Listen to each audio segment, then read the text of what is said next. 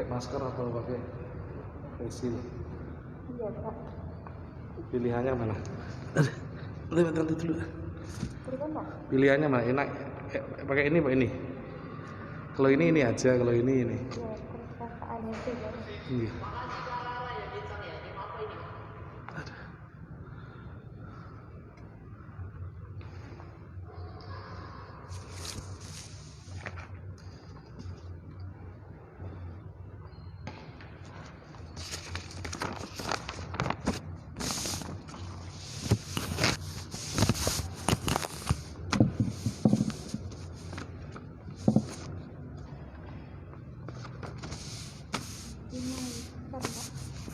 Bentar.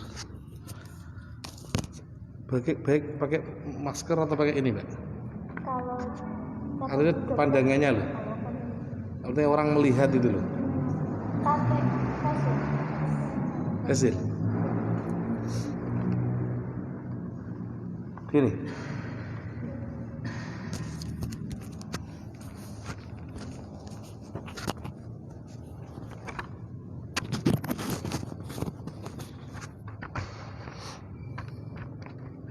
Ini ya. Nggih. Assalamualaikum warahmatullahi wabarakatuh.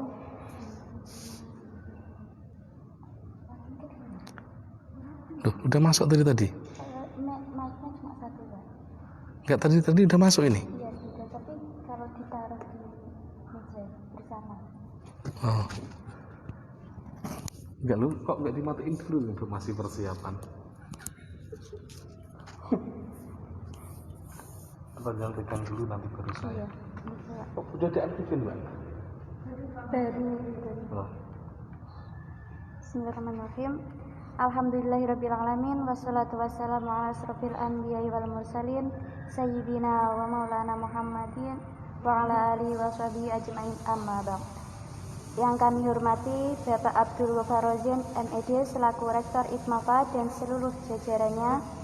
Yang kami hormati Bapak Fajar Adi Kurniawan MSI selaku dosen pembimbing lapangan KKN MDR kelompok 4 dan teman-teman yang saya sayangi.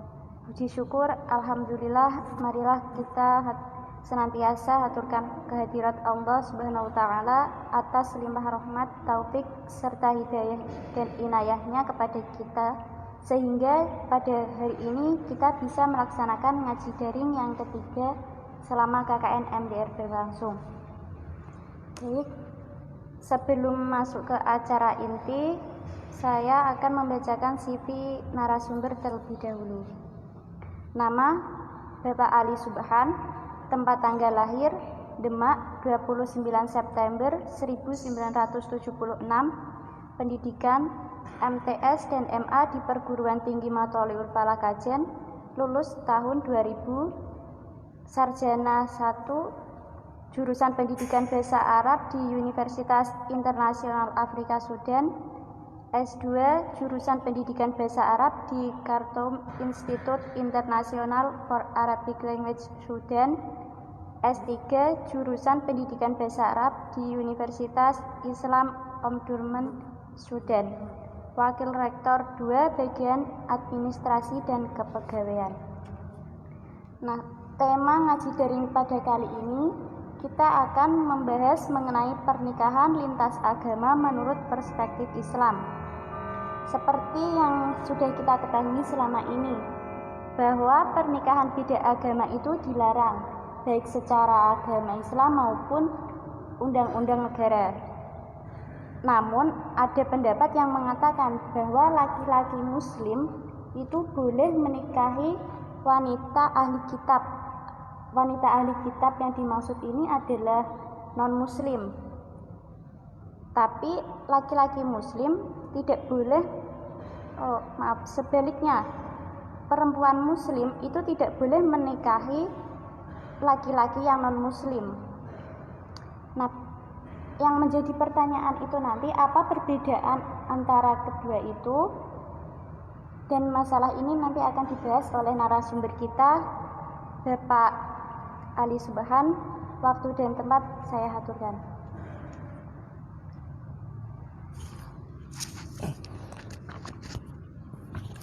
Assalamualaikum warahmatullahi wabarakatuh.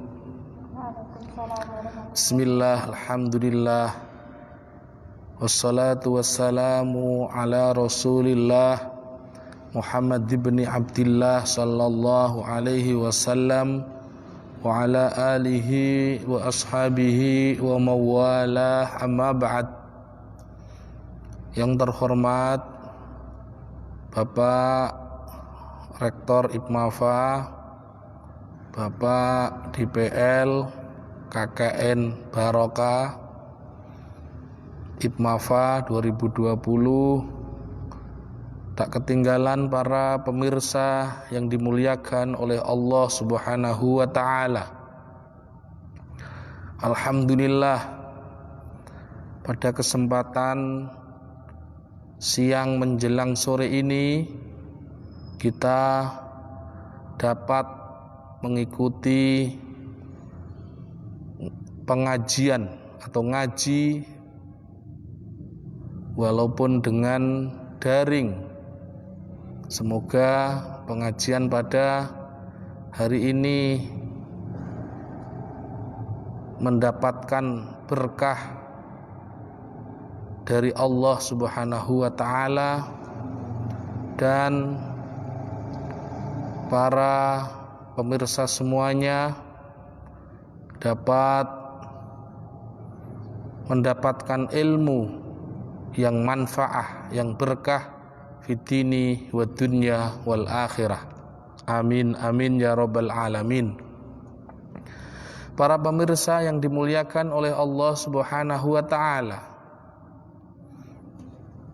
pembicaraan yang selalu aktual, pembicaraan yang selalu tren, tidak pernah bosan, yaitu pembicaraan tentang pernikahan. Mulai dari anak-anak usia muda sampai anak-anak yang menginjak dewasa, naik lagi sudah masuk ke bapak-bapak, kakek-kakek, mbah-mbah, semuanya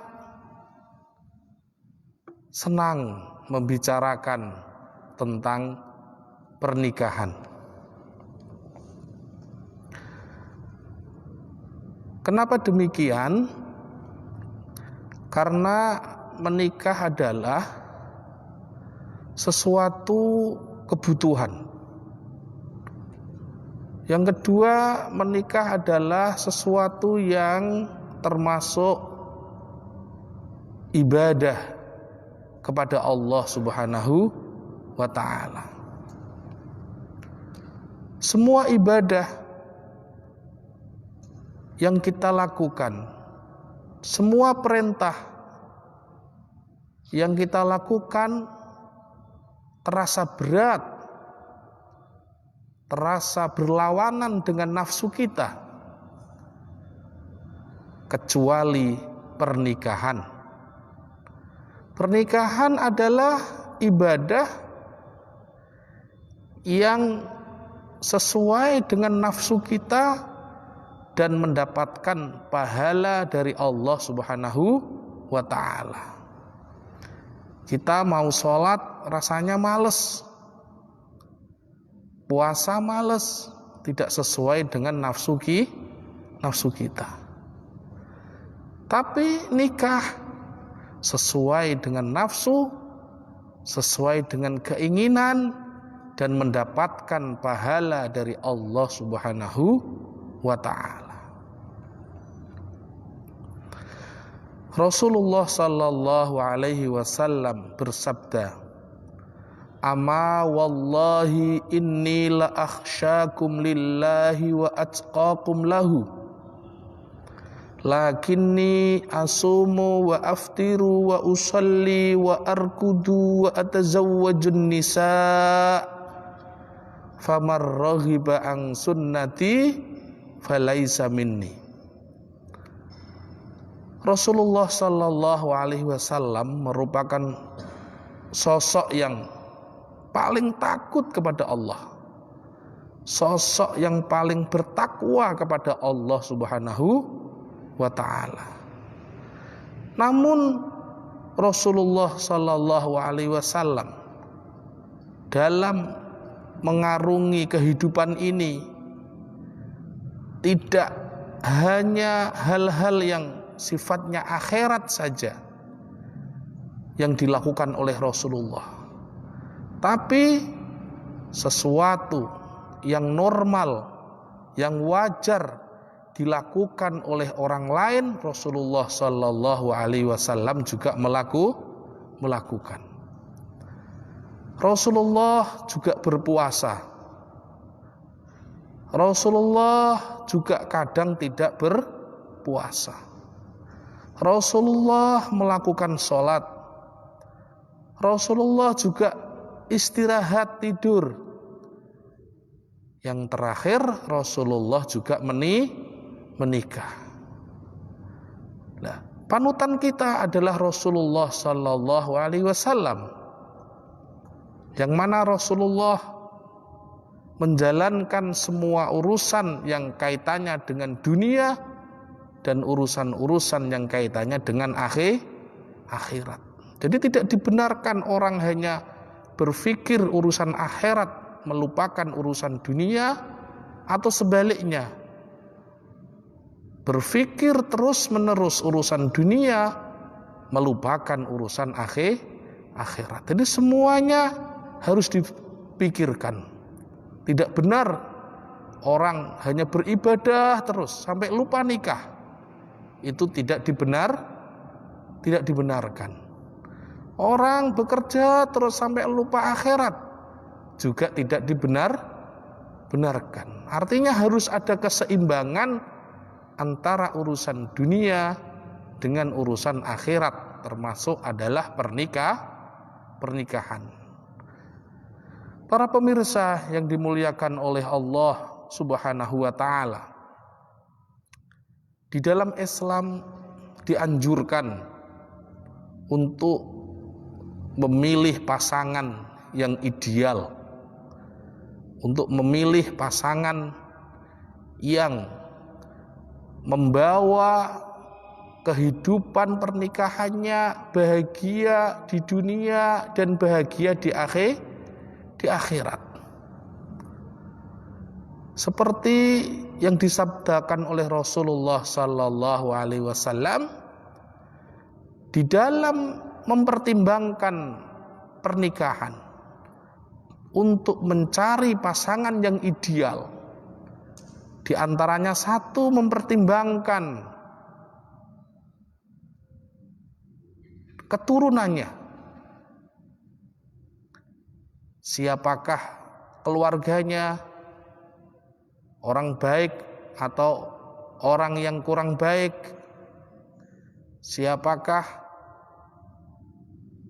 orang tuanya, kakeknya, dan seterusnya, menjadi pertimbangan untuk menuju sebuah pernikahan. Karena kita menikah nanti akan mendapatkan seorang anak kita ada keturunan orang baik, maka akan menjadi anak baik. Yang kedua, yang ideal mempertimbangkan ketampanannya kalau untuk perempuan, kecantikannya kalau untuk laki-laki. Ini penting, ya.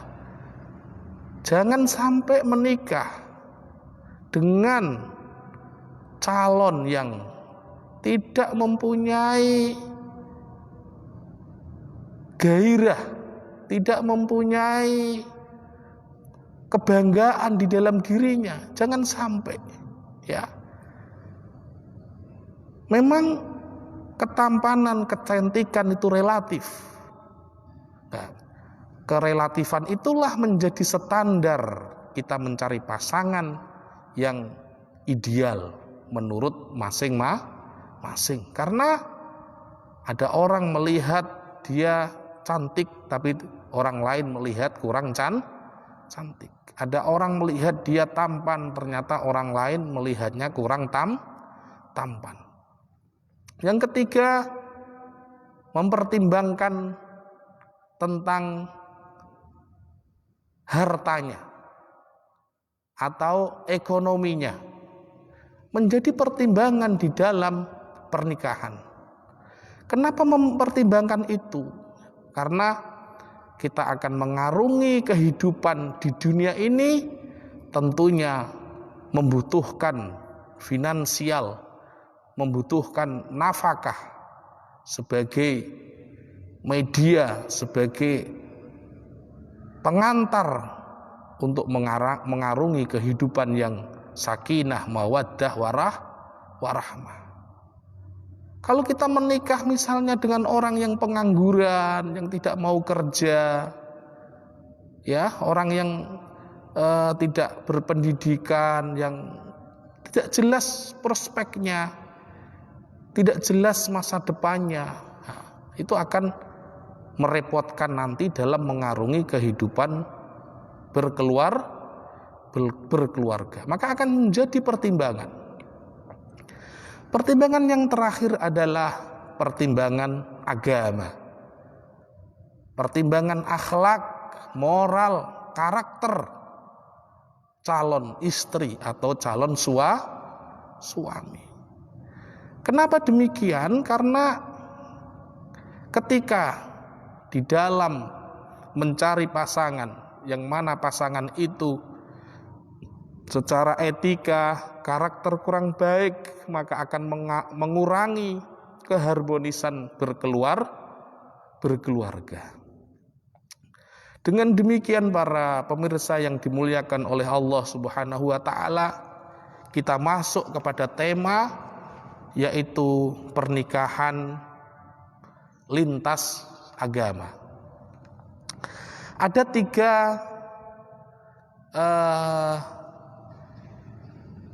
tiga hal kaitannya dengan pernikahan lintas agama. Yang pertama, nikah laki-lakinya muslim, orang Islam, perempuannya orang musyrikah, orang musyrik, orang yang menyekutukan Allah Subhanahu wa taala, orang ateis, orang yang tidak bertuhan. Atau kebalikannya, wanita muslimah menikah dengan laki-laki yang musyrik, orang yang tidak beragama atau orang yang tidak menyembah Allah Subhanahu wa taala. Ini sudah dinas di dalam kitab suci Al-Qur'an bahwa laki-laki muslim menikah sama perempuan musyrik, atau sebaliknya perempuan muslimah menikah dengan laki-laki musyrik, itu hukumnya haram, hukumnya tidak boleh. Di dalam Al-Qur'an Allah Subhanahu wa taala berfirman, wala tankihul musyrikati hatta yu'min wala amatum mu'minatun khairum min musyrikati walau a'jabatkum wala tankihul musyrikina hatta yu'minu wala abdum mu'minun khairum min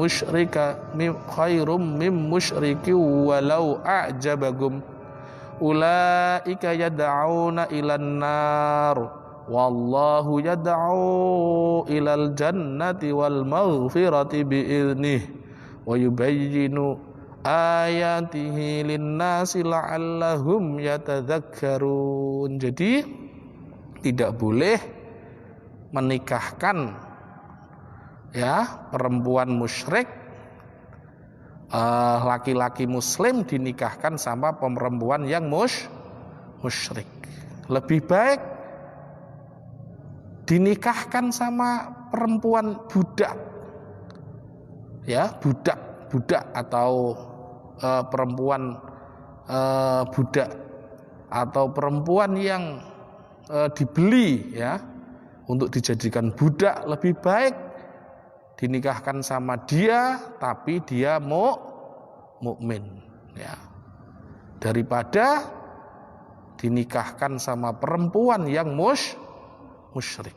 Dan sebaliknya, tidak boleh menikahkan perempuan muslimah kepada laki-laki yang musyrik, ya. Lebih baik perempuan yang muslimah itu dinikahkan pada budak yang mukmin daripada laki-laki yang musyrik.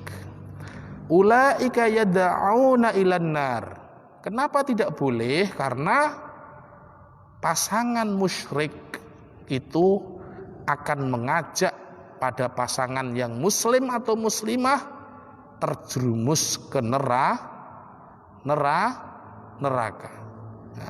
Wallahu yad'u ilal jannati wal maghfirati biidnih. Allah mengajak kita untuk masuk surga dan untuk mendapatkan ampunan dari Allah Subhanahu wa taala. Di sini di ayat ini wallahu yad'u ilal jannati. Kalau dia lihat ayat sebelumnya ulaika yad'una ilan nar. Kan kesesuaiannya ulaika yad'auna ilal jannati, tapi tidak pakai ulaika yad'una ilal jannati, tapi pakai wallahu yad'u. Di sini pakai Allah Subhanahu wa taala. Artinya apa? Artinya penekanan ketidakbolehan menikah kepada orang musyrik, orang yang tidak menyembah Allah, sangat kuat sekali dalam pelarangan atau tidak bolehnya wanita muslimah atau laki-laki muslim untuk menikah atau menikahi laki-laki yang musyrik atau perempuan musyrik. Para pemirsa yang dimuliakan oleh Allah Subhanahu wa taala. Yang kedua, nikah antara muslim dengan perempuan ahli kitab. Jadi laki-lakinya muslim, perempuannya ahli kitab. Ahli kitab itu siapa? Ahli kitab itu seseorang yang menganut kepada agama selain agama Islam, ya, kitab yang samawi, kitab yang diturunkan Allah Subhanahu wa taala. Kayak orang Kristen, orang Yahudi, itu namanya ahli kitab. Itu diperbolehkan, ya, diperbolehkan laki-laki muslim menikahi perempuan ahli kitab, diperbolehkan. Di dalam Al-Qur'an Allah Subhanahu wa taala berfirman, "Al-yauma ukhilla lakumut thayyibat wa ta'amul ladzina utul kitabi hillul lakum wa ta'amukum hillul lahum wal muhsanatu minal ladzina utul kitaba min qablikum idza ataitumuhunna ujurahunna muhsinina ghaira musafihin wala muttakhidhi akhdan wa may yakfur bil imani faqad habita amaluhu wa huwa fil akhirati minal khasirin. Jadi pada hari ini dihalalkan pada kalian semua sesuatu yang baik, ya, dan juga dihalalkan kepada kalian sembelian, hewan sembelian orang-orang ahli kitab, orang Nasrani, orang Yahudi. Begitu juga hewan sembelian orang muslim halal bagi mereka. Sembelian mereka halal bagi orang muslim. Begitu juga diperbolehkan menikahi wanita yang menjaga kehormatannya dari orang-orang ahli kitab, ya. Laki-laki muslim boleh menikahi perempuan ahli kitab, ya, asal memang benar-benar bertujuan untuk menikahi, tidak untuk berzina, tidak untuk hanya sekedar senang-senang, tidak, tapi benar-benar untuk menikahi perempuan ahli kitab. Di dalam ayat ini dijelaskan, ya, sangat jelas sekali, diperbolehkan laki-lakinya harus Islam, yang perempuannya ahli kitab. Tidak boleh dibalik. Tidak boleh dibalik. Laki-lakinya harus muslim, yang perempuannya ahli kitab. Diperbolehkan.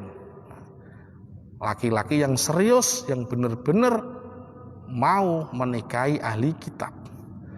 Tapi ada perbedaan ulama dalam mendefinisikan atau membuat kriteria ahli kitab.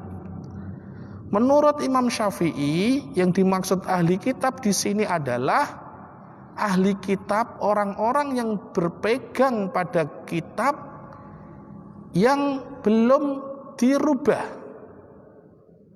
Yang belum dirubah, dan bapaknya, mbahnya, kakeknya, dan sampai mbah-mbahnya itu memang keturunan ahli kitab.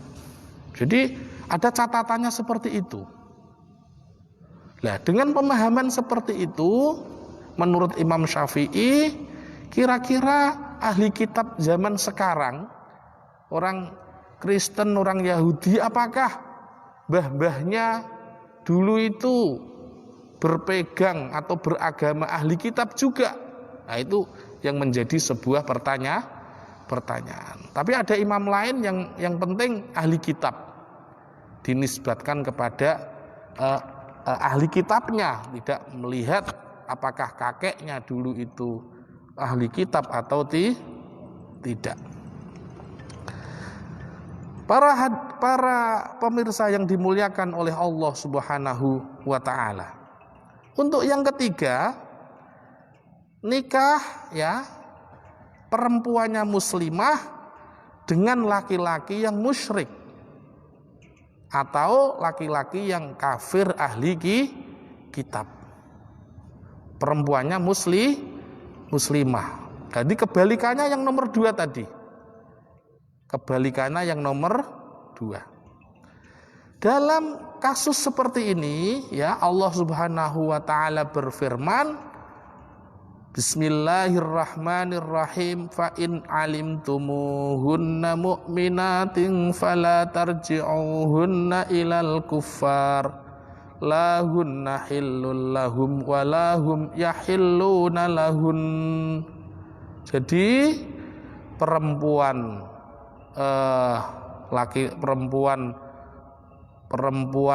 mukmin, ya, perempuan mukminah tidak boleh dinikahi sama laki-laki yang musyrik atau laki-laki ahli kitab. Tidak boleh dinikahi. Nah, tidak boleh. Yang boleh laki-lakinya muslim, perempuannya ahli kitab. Tapi kalau perempuannya musyrikah tidak boleh, ya, tidak boleh. Yang ketiga ini, perempuannya muslimah, laki-lakinya musyrik atau ahli kitab, tidak boleh, dilarang oleh Allah Subhanahu wa ta'ala. Para pemirsa yang dimuliakan oleh Allah Subhanahu wa ta'ala, kira-kira itu 3 kasus kaitannya dengan pandangan Islam tentang pernikahan lintas agama. Para pemirsa yang dimuliakan oleh Allah Subhanahu wa ta'ala, itu kira-kira yang dapat saya sampaikan. Mungkin nanti ada pertanyaan, kami persilahkan.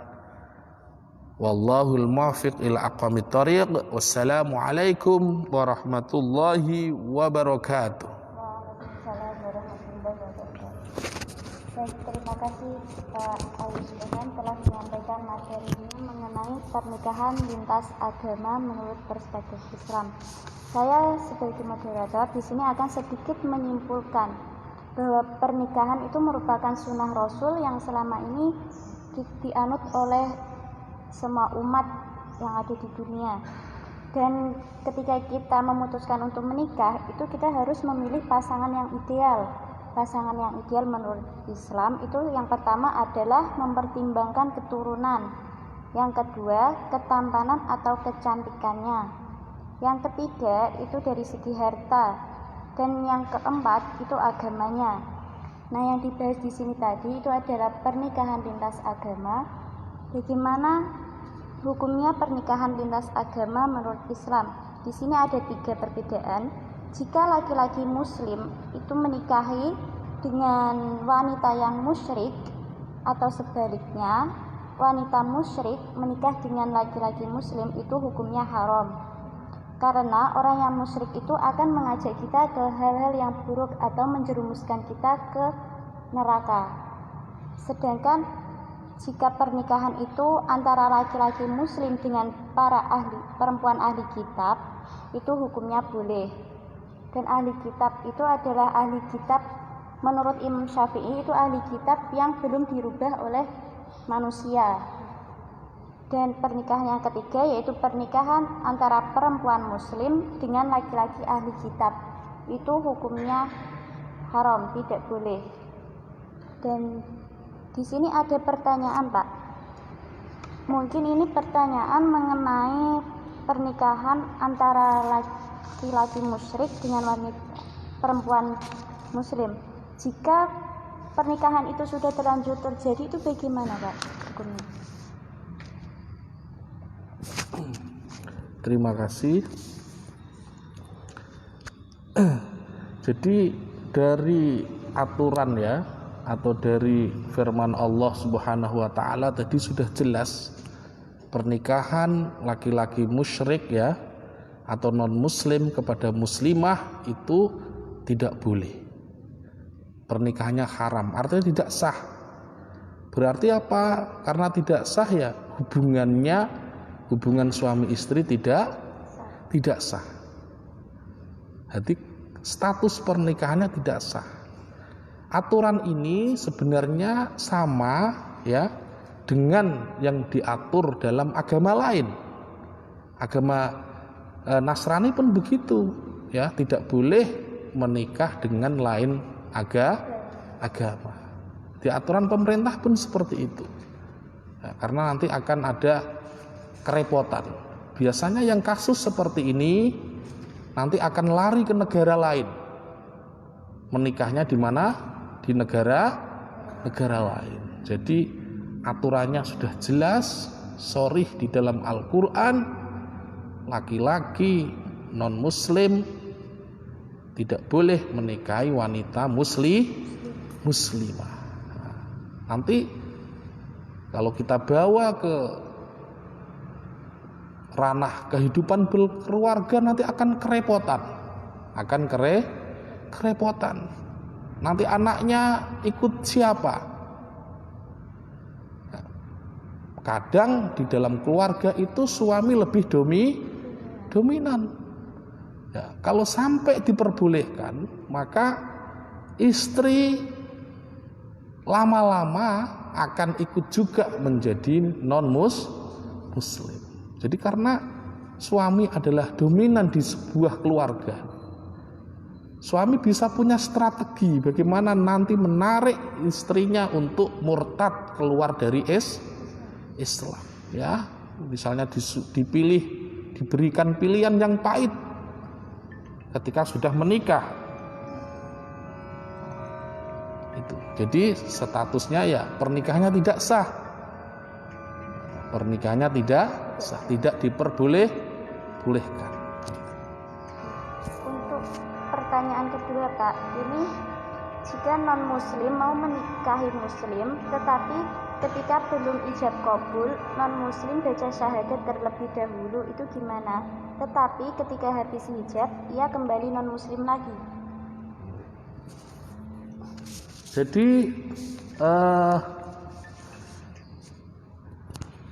ketika itu ada orang Islam keluar dari Islam, itu namanya apa? Murtad. Namanya apa? Murtad. Ya, murtad itu sangat dilarang oleh Allah Subhanahu wa taala. Jadi siapa yang murtad faqad habita amaluhu. Semua amalnya hilang semua. Semua amalnya lebur semua. Jadi pernikahannya jadi rusak. Pernikahannya jadi batal. Yes, udah otomatis pisah. Otomatis pisah. Itu seperti kasus seperti ini. Ada suami istri non muslim ya menikah, di dalam perjalanannya salah satu ada yang masuk Islam. Ya, salah satu ada yang masuk Islam. Itu otomatis cerai. Otomatis pisah. Karena yang satu sudah masuk Islam, yang satu belum masuk Islam. Otomatis cerai. Tidak boleh kumpul lagi. Otomatis cerai. Kalau misalnya dua-duanya serentak masuk Islam, itu tinggal meneruskan saja. Tidak usah menikah lagi. Tidak usah menikah lagi. Sudah teruskan saja, sudah otomatis menjadi suami istri yang sah. Tapi kalau salah satu yang menikah, yang masuk Islam, yang satu enggak, otomatis cerai. Cerainya itu iddahnya seperti iddah orang yang cerai. Iddah tolak namanya. Ya, iddah tolak. Ketika penantian iddah, kok tiba-tiba salah satu yang belum Islam tadi masuk Islam, ya tiba-tiba, ya otomatis akan menjadi suami istri yang resmi. Tanpa ijab kabul lagi, sudah resmi menjadi suami istri. Tapi kalau masuk Islamnya setelah lewat iddah, ya dia harus ijab kabul lagi. Ya, ketika masuk Islamnya setelah iddahnya habis, dia harus ijab kabul lagi. Tapi kalau sebelum iddahnya habis sudah menyusul masuk Islam, tidak perlu ijab kabul lagi. Sama kasusnya seperti itu. Jadi otomatis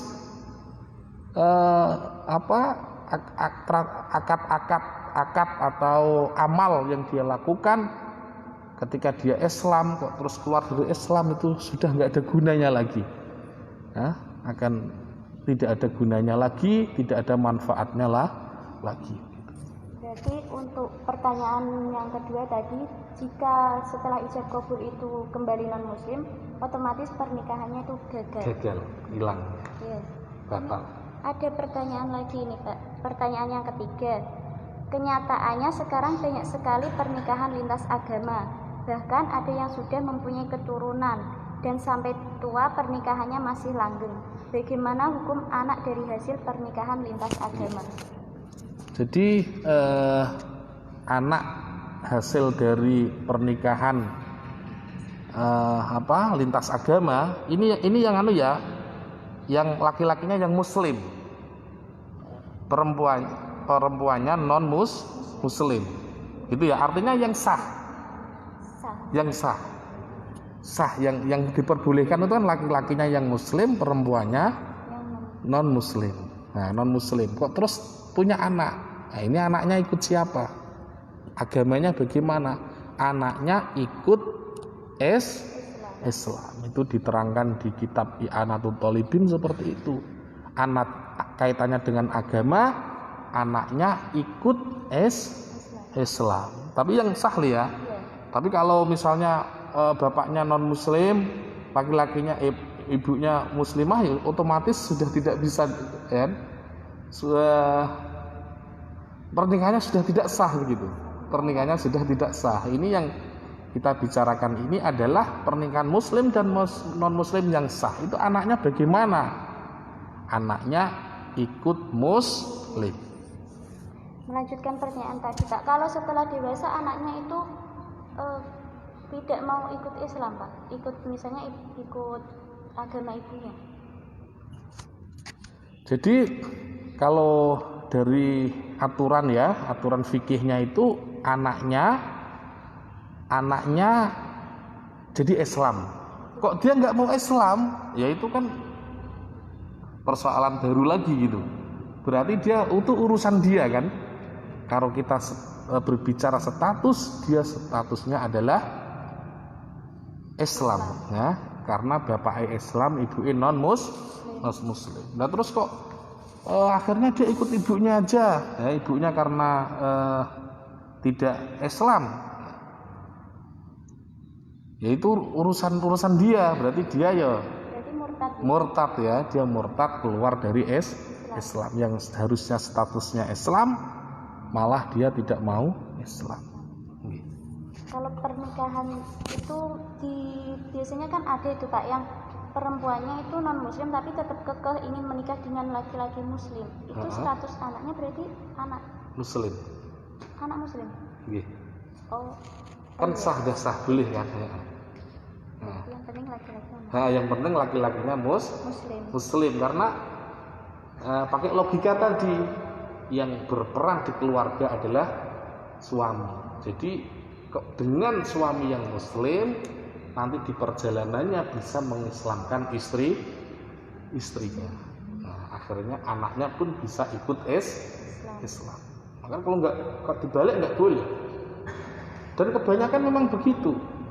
Ketika yang perempuan itu muslimah, laki-lakinya non muslim, akhirnya ikut suaminya. Alasan gimana kita mau mendidik anak kok arah kita berbeda-beda, nanti anak kita jadi apa gitu kan, namanya ibu kan tetap iya gitu kan, nanti anak saya gimana, bingung kan, udahlah kita, nah gitu kan, udah nggak apa-apa gitu. Nah, itu dan kejadian banyak seperti itu, maka Islam memberikan aturan seperti itu sudah mempertimbangkan jauh ya kaitannya dalam perjalanan berkeluarga, lika-likunya itu akan ketemu seperti itu. Maka ditarik sebuah aturan, laki-laki yang non muslim tidak boleh kalau perempuannya muslimah, ya kan? Kalau laki-lakinya muslim, perempuannya ahli kitab, itu diperbolehkan. Ini ada 2 pertanyaan terakhir, saya juga cukup untuk 2 pertanyaan terakhir ya. Yang pertama itu kan ada tetangga saya beragama Islam, tapi ia menikah dengan pria yang beragama Hindu. Dalam beribadah sehari-hari, tetangga saya tetap menjalankan sholat, namun ia juga ikut kegiatan beribadah di pura. Nah itu bagaimana ya? Termasuk murtad maupun bukan? Itu yang agama Hindu laki-laki perempuannya? Laki-lakinya ya. Jadi ya kalau kita melihat dari kriteria ahli kitab ya kan, itu Hindu ya tidak masuk pada ahli kitab. Ahli kitab itu artinya agama yang berpegang pada kitab yang diturunkan oleh Allah Subhanahu wa taala. Ya kan? Kadang ada Injil, ya kan? Zabur kan? Berpegang pada itu. Kalau Hindu apa kitabnya? Ya kan? Tidak berpegang pada kitab samawi. Nah itu dari situ kalau kita melihat di sini ya tidak dibenarkan pernikahannya. Jadi kalau untuk kehidupan sehari-hari istrinya ya, dia tetap sholat, dia ikut ibadah ke sana gitu. Nah itu ya dia ibadah di sana apa dia menyembah siapa gitu kan, atau hanya sekedar duduk-duduk aja kan, atau sampai menyembah selain Allah kan, yang tahu dia kan. Artinya kita punya garisnya apa? Ada namanya musyrik, itu orang yang menyekutukan Allah, menyembah selain Allah, menyembah selain Allah. Kira-kira itu bagaimana? Saya tidak mengatakan musyrik, tidak ya kan, tapi karena itu nanti hubungannya dengan hati ya kan belum tentu orang masuk ke gereja terus menyembah selain Allah, kan belum tentu ya, belum tentu. Jadi kalau ketika imannya sudah kuat, walaupun masuk ke gereja, main-main di gereja, itu ya hatinya tidak akan goyah, tidak akan melenceng ya sampai menyembah selain Allah Subhanahu wa taala. Jadi ya memang secara umum aturan atau ada penjelasan itu tidak boleh orang Islam masuk ke gereja, ya kan, karena bisa membahayakan, bisa menjadikan orang Islam itu cenderung, ya kan, untuk seneng, untuk tergoda lah, bisa aja tergoda. Itu peraturan atau penjelasan secara umum begitu. Artinya ada titik tekan di situ adalah membahayakan, ya kan. Tapi untuk orang-orang tertentu yang mungkin imannya sangat kuat, yang tidak akan goyah imannya walaupun masuk gereja, ya saya kira tidak apa-apa. Itu Mbak. Berarti pernikahan itu sudah tidak sah dari awal, Pak? Nggih, kalau kita melihat kriteria itu ya, kriteria pernikahan muslim dan non muslim itu tadi, saya belum mendalami bagaimana rutinitas ritual orang-orang Hindu itu seperti apa, ya kan. Artinya apakah mereka benar-benar tidak menyembah Allah, ya kan, belum sampai ke sana kan, apa benar-benar dia tidak menyembah Allah, apakah dia benar-benar menyembah selain Allah. Kalau misalnya menyembah selain Allah atau menyekutukan Allah, ya kan, dan secara syariat pun tidak ada kan, artinya ya memang Islam tidak, ya kan, tidak Islam, ya kan. Islam itu ya sholat, puasa itu juga tidak, ya kan. Kalau kaitannya keimanan itu kan percaya dengan Allah Subhanahu wa Ta'ala, bersaksi bahwa Allah Subhanahu wa Ta'ala itu Tuhannya, tiada Tuhan selain Allah. Ini untuk pertanyaan terakhir, jika seorang mu'alaf itu dia masuk Islam hanya ingin menikahi seorang muslim saja, itu gimana, Pak? Hukumnya boleh atau bagaimana? Ya, artinya dia kan sudah masuk Islam, ya. Ya. Orang kalau sudah masuk Islam mau menikahi, setelah itu nggak kembali lagi nggak apa-apa, ya. Malah baik gitu kan, malah baik, mampu mengislamkan seseorang, malah baik sekali, ya. Saya mau Mas menikah dengan kamu asal kamu mau masuk Islam, kan baik sekali. Setelah dia masuk Islam, alhamdulillah udah Islam sama Islam, ya, malah bagus, bisa mengislamkan seseorang. Jadi tidak apa-apa, berarti statusnya kan sudah Islam sama Islam, ya, sudah layaknya seperti pernikahan biasa dalam agama Islam. Itu Pak, ada sedikit pertanyaan dari saya. Kalau semisal di zaman sekarang ini seorang muslim menikah dengan seorang Kristen, itu kan seorang Kristen kan dia menganut kitab Injil, ya.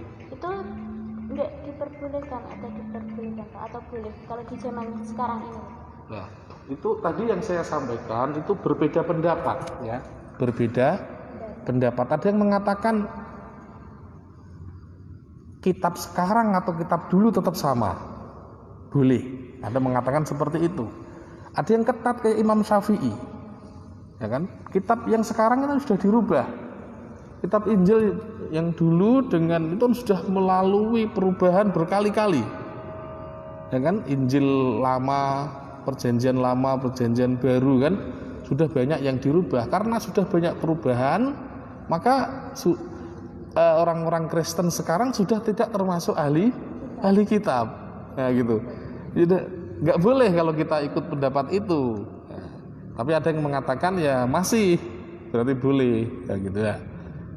Monggo kita mau ikut siapa, ya kan? Mau ikut siapa gitu kan? Tapi begini, mbak-mbak, mas-mas, para pemirsa yang dimuliakan oleh Allah, ini mungkin closing statement dari saya, ya. Jadi pernikahan itu di dalam ada namanya kufu, ya. Kufu itu harus apa? Seimbang. harus seimbang. Kenapa itu ditekankan di dalam Islam keseimbangan itu? Karena sangat penting sekali untuk mengarungi keluarga yang bahagia, yang sakinah, mawaddah, warahmah. Itu harus satu pemikiran, satu ideologi, satu pemahaman, kenyamanan dan lain sebagainya. Nah, itu perlu menjadi pertimbangan. Kita bayangkan kalau misalnya beda agama, satu agama aja kadang muncul permasalahan-permasalahan yang berbeda gitu kan, apalagi yang sebelumnya sudah beda. Nah itu kalau menurut saya, jadi para pemirsa yang dimuliakan Allah Subhanahu wa taala, menikahlah dengan yang seagama. Nah, itu yang seagama. Yang non muslim monggo nikah sama non muslim. Yang orang Islam nikah sama orang Islam. Artinya untuk mengarungi kehidupan berkeluarga ke depan. Nah, bukan masalah radikal atau ekstrim, bukan, ya kan? Itu pertimbangan selain apa yang saya jelaskan tadi, ada yang memperbolehkan, ada pertimbangan lain ya. Ada pertimbangan lain untuk mengarungi kehidupan suami istri itu harus sevisi, semisi, satu tujuan, satu irama, satu cita-cita, itu harus satu. Kalau sudah berbeda nanti repot. Nanti repot. Itu ya. Mbak-mbak, mas-mas, para pemirsa yang dimuliakan Allah Subhanahu wa taala, mungkin itu yang dapat kami sampaikan. Mohon maaf apabila ada kekurangan dan kekhilafan. Saya mohon maaf yang sebesar-besarnya. Wallahu muwaffiq ila aqwamit thoriq. Wassalamualaikum warahmatullahi wabarakatuh. Waalaikumsalam warahmatullahi wabarakatuh. Terima kasih atas waktunya Pak Ali Subhan yang telah menyampaikan materinya. Saya sebagai moderator, jika ada salah-salah kata saya mohon maaf. Assalamualaikum warahmatullahi wabarakatuh.